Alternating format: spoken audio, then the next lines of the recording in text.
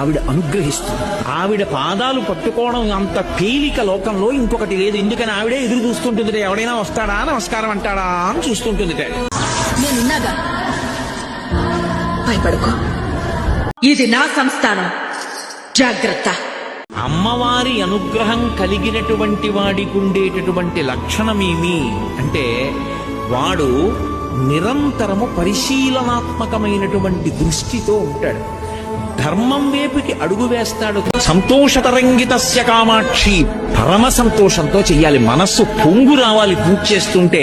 పూజ చేసేటప్పుడు పరమ సంతోషంతో ఉపచారం చేశాడనుకోండి అమ్మవారికి, అలా చేసిన వాడమ్మా మళ్లీ పుట్టడం ఉండదు. ఒకవేళ అలా వాడు పుడితే సముద్రం మీద బండరాయి తేలినట్టన్నారు. అమ్మా అనొక్కసారి పిలిచి నమస్కారం చేస్తే చాలు, వెంటనే నేనున్నాను రా బిడ్డా అని అమ్మవారు కాపాడుతుంది.